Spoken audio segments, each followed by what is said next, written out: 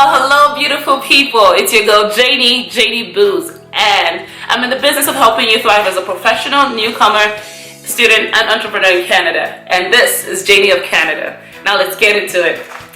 Today, I have an amazing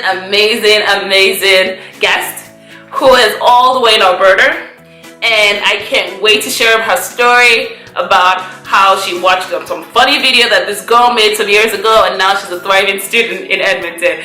Welcome to the channel, Janey and I. Hi Janey, how are you?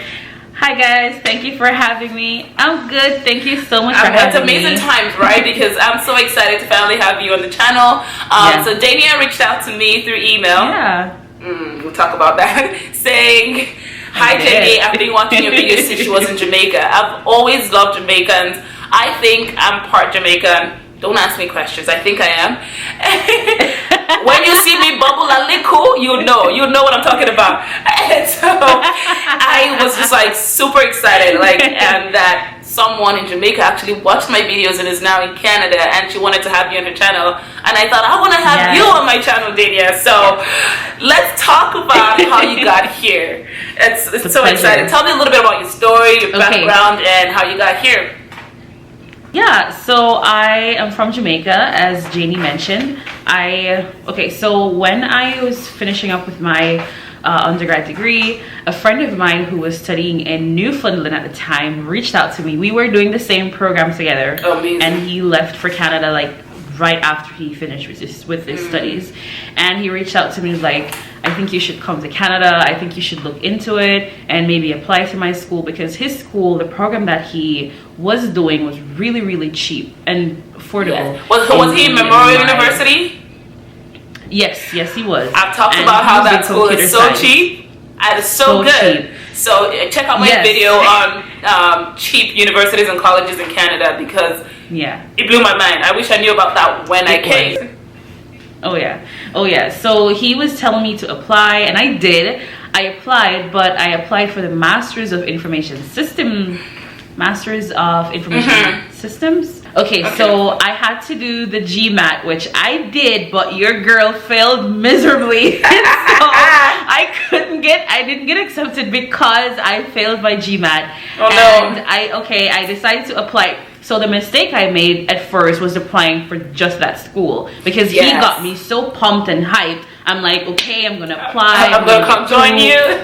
Yes, I'm gonna go there and we're gonna do this together. And I applied just for that school. And then a friend of my husband, who is currently living here in Alberta, she was going to Concordia at the time, which is the school I'm currently going.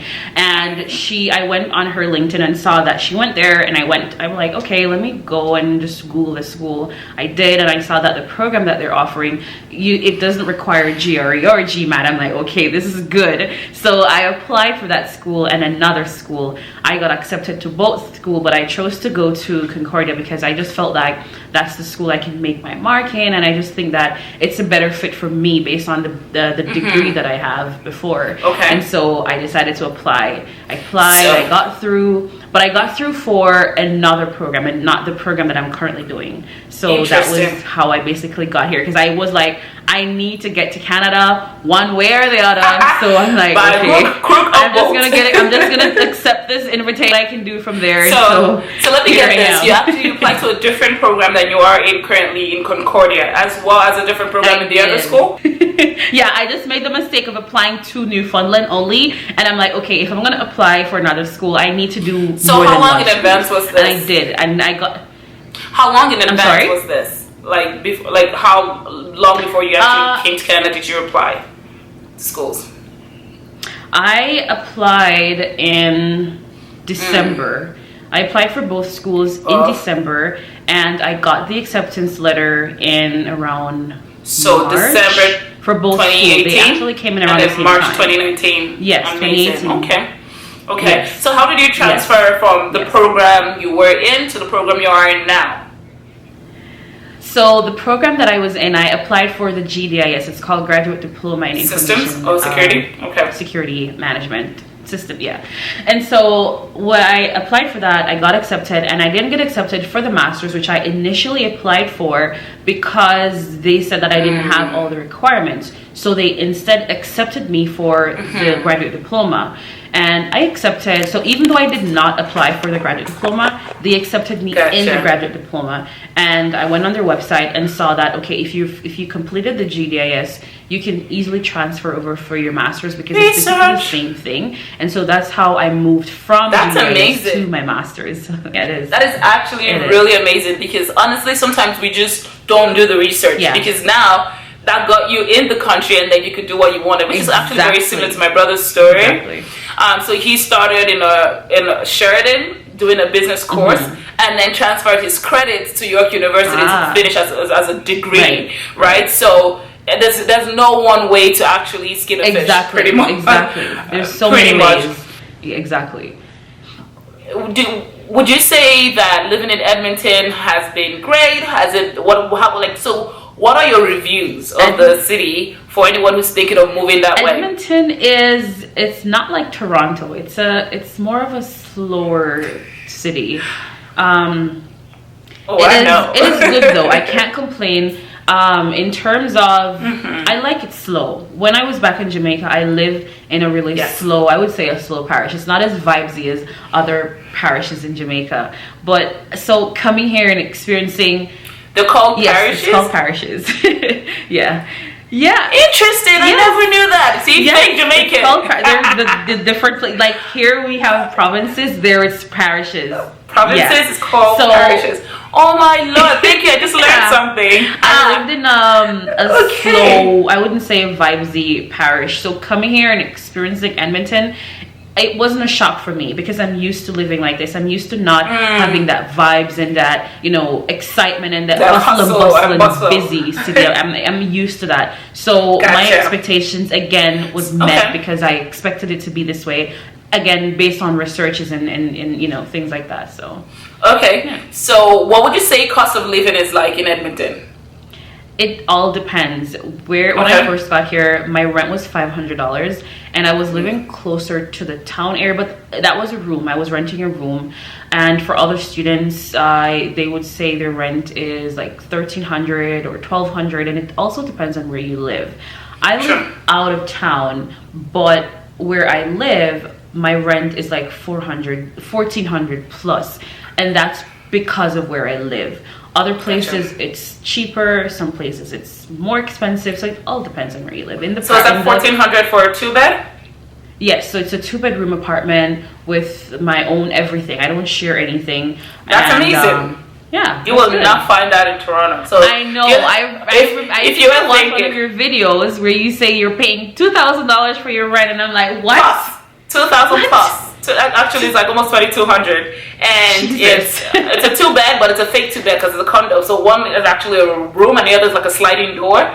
So if you want the city life, you're gonna have to pay for it. Yeah. Expensive. Okay, that's pretty interesting. So I guess there's a lot of things you've noticed that you want to share about Concordia, for instance, the school, as well as Edmonton, for people who are thinking about that school specifically, or who are thinking about studying in Alberta. Okay, so I can definitely speak for Concordia. There are a lot of good universities here. Concordia is it's not as big as the other schools. When I say big, it's more of a private settings. So most of the classes are smaller compared to, say, U of A or NAIT. It's more intimate, especially for my program and my degree. Okay, so let me clarify that.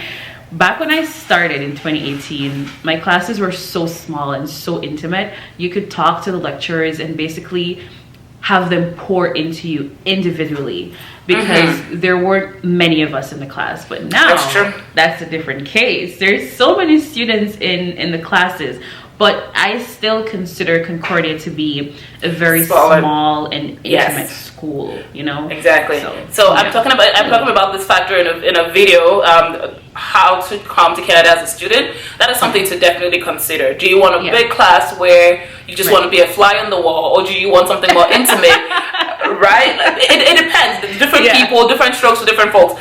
Like there's backbenchers at school who don't want anything to do with interfacing with a professor. They just want to do their time and be done. And there's people who want to have that one-to-one, ask questions. And generally speaking, colleges and diplomas and certificates have smaller classroom sizes, Right. Right, compared to like a master's program where you're in theater halls.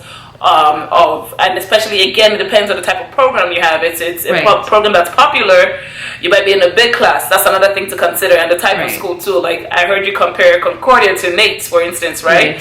Nate is huge. It's more of a public type school. Exactly. So those are factors to consider when you're actually picking your school. And I've talked about in this same video how you should have a mix of schools. So when you're Right. considering the mix of schools and the programs you're trying to apply to, just to increase your odds, you might want to consider size of school in that mix as well. Okay, sounds good. So what would you say is like? So I know you're married. If that's okay, we can talk about that really quickly. That's fine. So, for people who are thinking of applying to study in Canada and they have a spouse, what should that process look like for them? Or can you share your process? Okay, so I'll share, based on my experience, I would say if you have, because you have to show proof of funds, and I can just be honest with you, we didn't have that much money to show up front. Yeah. So we decided, okay, I'm gonna go to school. I'm gonna start my process. And my husband, my husband being here living with me now, that was not the plan initially. The plan was for him to visit me, and I visit him, and we just work it out.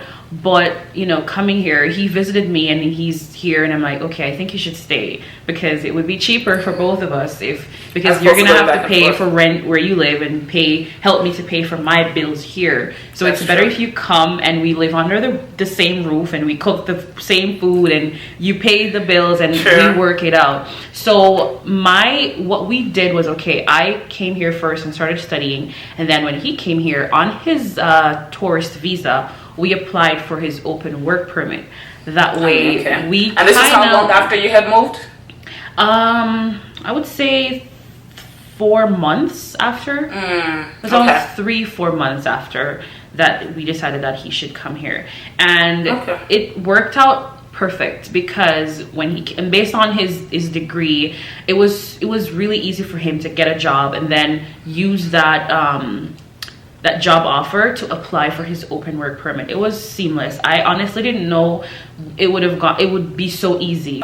Yeah, so for my process, I would say what we did worked for us. I'm not sure about your process. May be different. Your spouse may not have a degree or experience in this or that, so it may not be as easy for you. But having his background and his experience, it was easier for him to transition into getting the open work permit based on that fact. We didn't have to show that much money, but with him being here and then applying for his open work permit, we were still able to show funds that we have, but it wasn't that much. So that wasn't the pressure of showing a lot of funds up front wasn't there for us when we tried to do his open work permit. So that was a good thing also. Yeah. Okay, amazing. Thank you so much, Dania, for sharing. Are there any other advice or nuggets you want to share that we haven't probably covered? I would honestly say do your research. Don't depend on one source. If you want to come here, make sure that you get all the facts that you need. Get everything that you're gonna need. Amazing. Thank you so much, Dania, for coming on the channel. Thank you so much for your advice. Because of you now, I've learned a whole lot about Jamaica. I've learned a whole lot about Edmonton. So if you found this video helpful, can you please give it a thumbs up, subscribe, and let me know if you're interested in going to Alberta. And please check out Dania's channel. Again, link in the description box, because she'll be talking about students' experiences and her journey from being a student now, how she got here, what she's learning about life in Alberta, as well as how to transition into the workforce. In the meantime, I hope I've left a 40 smile on your face today. If I have, you know what to do, and I'll see you in the next one. Bye, guys. Bye.